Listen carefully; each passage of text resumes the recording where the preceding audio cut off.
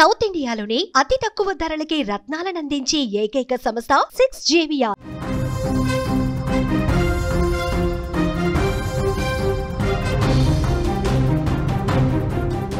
Breaking చూస్తున్నాం. ఆంధ్రప్రదేశ్లో తుని ఘటన సంచలనంగా మారింది. 13 ఏళ్ల బాలికపై 62 ఏళ్ల వ్యక్తి అఘాయిత్యం చేసినటువంటి పరిస్థితి. గురుకుల పాఠశాల నుంచి మాయమాటలు చెప్పి నిర్మానుష ప్రదేశానికి తీసుకెళ్లాడు తాటిక నారాయణరావు. కీచకుడు మీద పోలీసులు కేసు నమోదు చేసినటువంటి పరిస్థితి. పోక్సో చట్టం కింద కేసు కూడా నమోదు చేశారు. ఆ నిందితుని మీద బాలిక కుటుంబ సభ్యులు దాడి చేసినటువంటి పరిస్థితి. ఎప్పుడైతే ఈ ఘటన జరిగిందో అక్కడ స్థానికులు గమనించిన తర్వాత పరిస్థితి చూస్తే ఒక్కసారిగా అక్కడ ఉన్న స్థానికులు కుటుంబ సభ్యులు అందరూ కూడా అతని మీద దాడి చేసినటువంటి పరిస్థితి. ఎందుకంటే అమాయకులైనటువంటి చిన్నపిల్లల్ని కూడా టార్గెట్ చేసుకొని అక్కడ తుని గురుకుల పాఠశాలలో 8వ తరగతి చదువుతున్నటువంటి ఒక విద్యార్థినిని మాయమాటలు చెప్పి నమ్మించి వేరే ప్రదేశానికి తీసుకెళ్ళి మనుషులు ఎవరూ లేనటువంటి ప్రదేశానికి అక్కడ స్థానికంగా ఉన్నటువంటి ఒక సపోటా తోటలోకి తీసుకెళ్ళి అఘాయిత్యం చేసే ప్రయత్నం చేశాడు. స్థానికులు గమనించారు. తాటిక నారాయణరావు ఇతని పేరు. అక్కడ మున్సిపల్ కౌన్సిలర్ అని చెప్తా ఉన్నాడు. అక్కడ స్థానికులు గమనించి ఈ పాపను ఏం చేయడానికి తీసుకెళ్తా ఉన్నాడని చెప్పి ఆ తోటలోకి వెళ్ళి చూస్తే చాలా దుర్మార్గంగా ప్రవర్తిస్తున్నటువంటి పరిస్థితి. వెంటనే క్వశ్చన్ చేశారు. వీడియోను కూడా రికార్డ్ చేశారు. నీకు ఇంత వయసు వచ్చింది, 60 సంవత్సరాల పైగా వయసు ఉంది. ఆ పాపకి నువ్వు తాతలాంటి వ్యక్తివి, ఇంత దుర్మార్గంగా ఎట్లా ప్రవర్తిస్తావు? కామంతో కళ్ళు మూసుకుపోయాయా వెధవ అంటూ ఆయన్ని చాలా తిట్టినటువంటి పరిస్థితి. కానీ ఆ వీడియో చూస్తే ఒక్కసారి మీకు కూడా అర్థమవుతుంది. బెదిరించే పరిస్థితికి వచ్చాడు. నేను మున్సిపల్ కౌన్సిలర్ని అయితే ఏంటి, ఆమెని తీసుకొచ్చే క్రమంలో కూడా మూత్ర విసర్జన కోసం అని చెప్తే నేను తీసుకొచ్చాను, నాదేం తప్పు అని చెప్పి బెదిరిస్తూ ఉన్నాడు. చేసిందే తప్పు. కామంతో కళ్ళు మూసుకుపోయి పిచ్చి చేష్టలు చేస్తూ ఇంత దుర్మార్గంగా ప్రవర్తించినటువంటి ఆ వ్యక్తి అసలు ఆ వీడియో చూడండి. ఒక్కసారి ఏమన్నాడు చూడండి. మీరు ఎవరు? నేను మున్సిపాలిటీ కౌన్సిల్. నేను ఎక్కడ? Municipality council. నేను మున్సిపాలిటీ కౌన్సిలర్. ఇలా తీసుకొచ్చి తోటలో తీసుకొచ్చి కూడా మీరు ఎవరు? నేను ఎవరు? Municipality council. నేను ఎక్కడ? Municipality council. నేను మున్సిపాలిటీ కౌన్సిలర్. ఇలా తీసుకొచ్చి తోటలో తీసుకొచ్చి కూడా మీరు ఎవరు? ఎవరు? Municipality council. నేను ఎక్కడ? సో ఇంత వయసు వచ్చినటువంటి ఈ దుర్మార్గుడు ఇంకా ఎంతమంది బాలికల్ని, ఎంతమంది చిన్నపిల్లల్ని ఇంత దారుణంగా మిస్బిహేవ్ చేశాడని చెప్పి పెద్ద ఎత్తున చర్చ జరుగుతుంది. ఈ విషయం తెలిసిన తర్వాత కుటుంబ సభ్యులు దాడి చేశారు. ఒక్కసారి మీరు స్క్రీన్ మీద ఆ బాక్స్లో కూడా చూడండి. విషయం తెలిసిన తర్వాత ఒక్కసారిగా కుటుంబ సభ్యులు అక్కడ స్థానికులందరూ కూడా ఆ కౌన్సిలర్ అని చెప్పుకుంటున్నటువంటి వ్యక్తిని తుక్కు రేగ్గొట్టారు, చితగొట్టారు, తోలు తీసినటువంటి పరిస్థితి ఉంది. ఇంత దుర్మార్గంగా ప్రవర్తించావు, అసలు కళ్ళు మూసుకుపోయి నీ మనవరాలి వయసున్నటువంటి అమ్మాయితో మాయమాటలు చెప్పి రహస్య ప్రదేశానికి తీసుకెళ్తావా? అసలు ఆ పాపకు కూడా ఏం జరుగుతుందో అర్థం కాని పరిస్థితి అండి. ఏదో చెప్పుంటాడు, మాయమాటలు చెప్పుంటాడు, మీ ఇంటికి తీసుకెళ్తానని చెప్పుంటాడు, లేదంటే ఇక్కడ ఏదైనా చిన్న పని ఉందని చెప్పుంటాడు. మాయమాటలు చెప్తే అంత చిన్న వయసులో ఉన్నటువంటి ఆ పాపకు కూడా ఏం అర్థం కాని పరిస్థితి. సరే పెద్ద ఆయన చెప్తా ఉన్నాడు, తాత చెప్తా ఉన్నాడు, తాత పిలుస్తూ ఉన్నాడు అని చెప్పి వెళ్ళింది ఆమె. ఇంత దుర్మార్గంగా వీడు ఒక చెడు మనసుతో అక్కడికి వచ్చాడని పాపం ఆ పాపకు కూడా అర్థం కాని పరిస్థితుంది. అక్కడికి వెళితే ఆమె ఎంత దుర్మార్గంగా ప్రవర్తించింది, నా నోటి నుంచి మాటలు రావట్లేదండి. ఈ వీడియోను కూడా మేము కట్ చేశాము. ఆ పాపతో ఉన్నటువంటి వీడియోని పూర్తిగా మేము కట్ చేసాము. ఎందుకంటే ఆ చిన్న పాపకు సంబంధించిన ఏ ఒక్క చిన్న సమాచారం కూడా ప్రపంచానికి తెలియకూడదన్న ఉద్దేశంతో మీడియాగా ఒక బాధ్యతగా వ్యవహరించి ఆ పాప ఉన్నటువంటి పార్ట్ని మేము కట్ చేసి కేవలం ఆ దుర్మార్గుడి వీడియోను మాత్రమే మీకు స్క్రీన్ మీద చూపిస్తున్నటువంటి పరిస్థితి. కడుపు రగిలిపోతుంది ఆ కుటుంబ సభ్యులు. ఇప్పుడు స్థానికులు అక్కడ వీడిని గమనించారు కాబట్టి ఈ విషయం బయటకు వచ్చింది. గమనించకపోయింటే ఎంతమంది అమ్మాయిలతో, ఎంతమంది విద్యార్థినులతో, ఎంతమంది చిన్న వయసు ఉన్నటువంటి పాపలతో వాళ్ళ జీవితం నాశనం చేసే విధంగా ప్రవర్తించాడని చెప్పి ఒక చర్చ జరుగుతోంది. దీని మీద పోలీసులు కూడా కేసు నమోదు చేశారు. ఈ చితక్కొట్టిన తర్వాత ఈ ఘటన సంబంధించిన విషయం పోలీసులకు తెలిసిన తర్వాత అక్కడికి వచ్చారు. డిఎస్పీ కూడా దీని మీద మాట్లాడారు. ఒక్కసారి వినండి.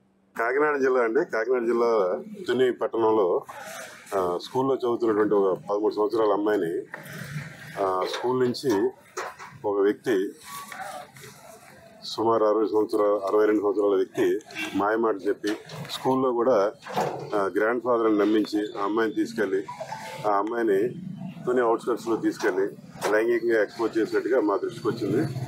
వచ్చిన వెంటనే అమ్మాయిని ఎగ్జామ్ చేసి అలాగే అమ్మాయి తల్లిని వారిని రప్పించి కేసు నమోదు చేయడం జరిగిందండి పోక్సో చట్టం కింద. పోక్సో చట్టం కింద కూడా ఏవైతే సెక్షన్లు ఉన్నాయో కఠినమైన సెక్షన్ మాట. ఎందుకంటే అమ్మాయిని ఎవరైనా మైనర్ అమ్మాయిని స్కూల్ నుంచి తీసుకుని వెళ్తే ఆటోమేటిక్ కిడ్నాప్ వస్తుందండి. ఈ ఘటనకు సంబంధించి మరింత ఇన్ఫర్మేషన్ తెలుసుకునే ప్రయత్నం చేద్దాం. లైవ్లో జాయిన్ అయ్యారు మా ప్రతినిధి శ్రీను. ఈ కౌన్సిలర్ అని చెప్పుకుంటున్నటువంటి ఈ వ్యక్తి మనకి రాజకీయాలతో సంబంధం లేదు, వాళ్ళ ఏ పార్టీ అయినా కావచ్చు, ఏ వ్యక్తి అయినా కావచ్చు, కానీ చాలా దుర్మార్గంగా ప్రవర్తించాడు. చాలామంది అమ్మాయిల జీవితాలని నాశనం చేస్తూ ఉన్నాడు.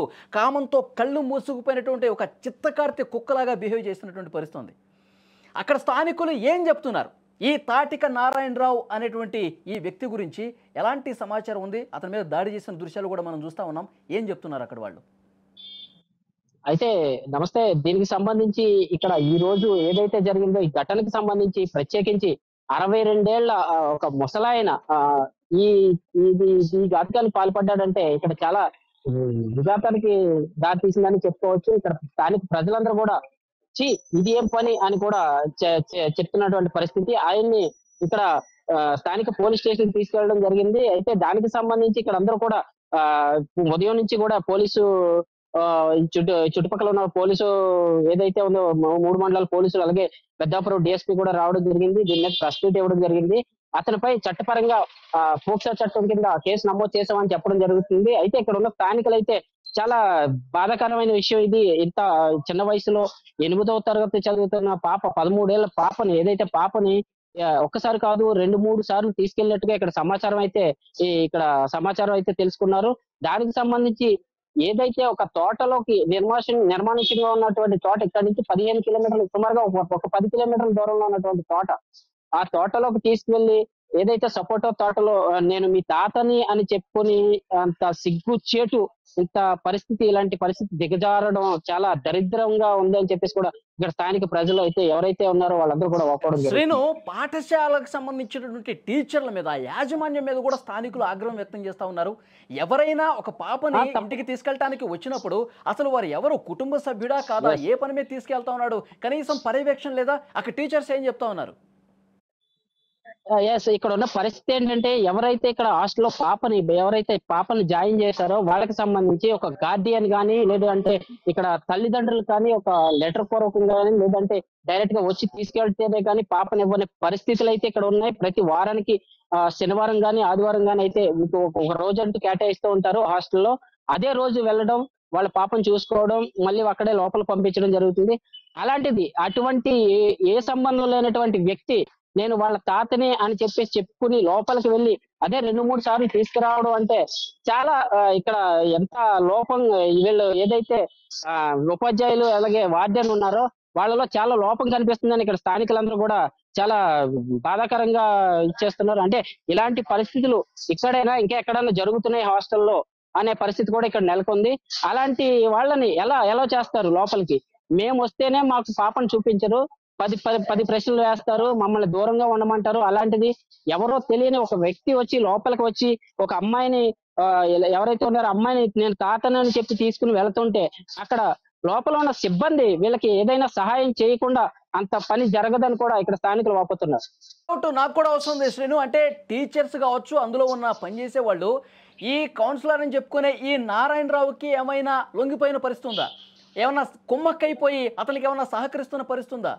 పోలీసులు ఏం చెప్తా ఉన్నారు?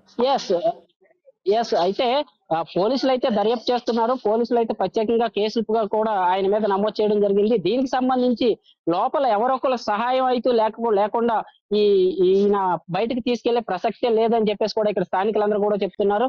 ఏదైనా ఒక వార్డెన్ గానీ లేకపోతే ఇక్కడ గేట్ మ్యాన్ గానీ ఏదైనా టీచర్స్ ద్వారా కానీ లోపల నుంచి బయటకు తీసుకొచ్చే యోచన చేస్తున్నాడు. ఆయన తీసుకొచ్చి లోపలికి తీసుకురావడం మళ్ళీ తీసుకెళ్లడం కూడా జరుగుతుందని కూడా ఇక్కడ స్థానికులు చెప్తున్న పరిస్థితి అయితే నెలకొంది. శ్రీను, ఇప్పుడు ఒక పాప విషయంలోనే ఈ విధంగా ఏమన్నా జరిగిందా, లేదంటే గతంలో కూడా అలాంటి పరిస్థితి ఉందా? గతంలో చాలా మంది విద్యార్థులతో, చాలా మంది అమ్మాయిలతో ఈ విధంగా మిస్బిహేవ్ చేసినటువంటి పరిస్థితి ఉందా?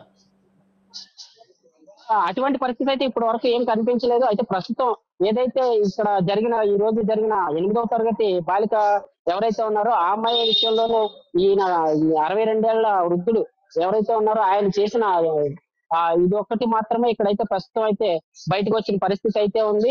ఇంకా ఏమైనా ఉన్నాయా అనే కోణంలో కూడా పోలీసులు అయితే దర్యాప్తు చేస్తున్నారు. పోలీసులు లోపలంతా కూడా ఉదయం నుంచి కూడా లోపల ప్రత్యేకించి అంతా కూడా దర్యాప్తు ప్రారంభించారు. దీనికి సంబంధించి ఇక్కడ ఉన్నటువంటి ఏదైతే ఉందో లోకల్ గా ఉన్నటువంటి వీళ్ళందరూ కూడా వచ్చి ఇక్కడ మా పోరాటం చేస్తూ మాకు ప్రత్యేకించి బాధితురాలకి ఏదైతే ఉందో బాలికకి న్యాయం జరగాలి, ఎట్టి పరిస్థితుల్లోని నిందితులు వదిలిపెట్టొద్దని కూడా చెప్తూ ఉన్నారు. ఓకే శ్రీను, మరి కోసం మరొకసారి మిమ్మల్ని కాంటాక్ట్ చేసే ప్రయత్నం చేస్తా. మొత్తానికి ఆ తాటిక నారాయణరావు అనే వ్యక్తిని చాలా తీవ్రంగా దాడి చేసినటువంటి పరిస్థితి ఉంది. కుటుంబ సభ్యులు అక్కడ స్థానికులందరూ కూడా చితగ్గొట్టారు, తోలు తీసినటువంటి పరిస్థితి ఉంది. మా అమ్మాయిని అసలు యాక్చువల్గా చెప్పాలంటే ఆ పాపకి తల్లిదండ్రులు లేరండి, బంధువులు ఉన్నారు, ఇతర కుటుంబ సభ్యులు ఉన్నారు, తల్లిదండ్రులు లేరు.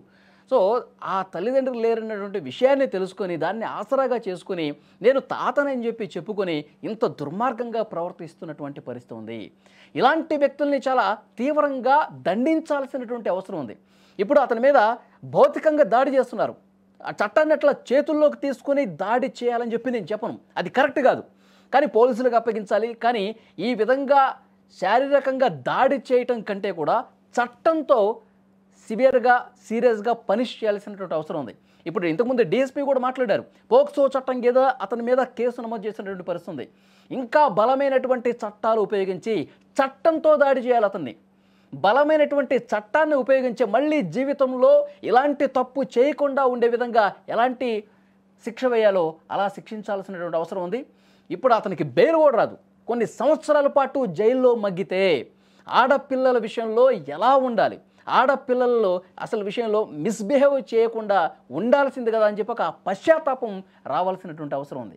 ఇంత దుర్మార్గంగాన నిర్మానుష ప్రదేశానికి తీసుకెళ్ళిపోయి అంత దారుణంగా ప్రవర్తిస్తుంటే స్థానికులు గమనించి వెంబడించి వెనకాలకి వెళ్ళి చూస్తే విషయం మొత్తం బయటపడిందండి.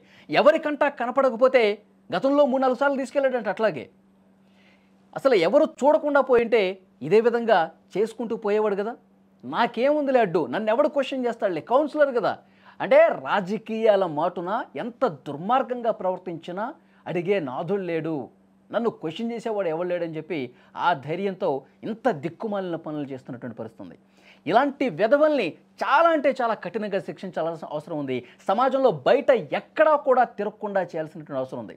ఇలాంటి ముసలి నక్కల్ని, కామాంధుల్ని కఠినంగా శిక్షిస్తేనే, ఇలాంటి దుర్మార్గుల్ని కఠినంగా శిక్షిస్తేనే వేరే వాడు అలాంటి ఆలోచన చేయాలన్నా కానీ భయపడే పరిస్థితి ఉంటుంది.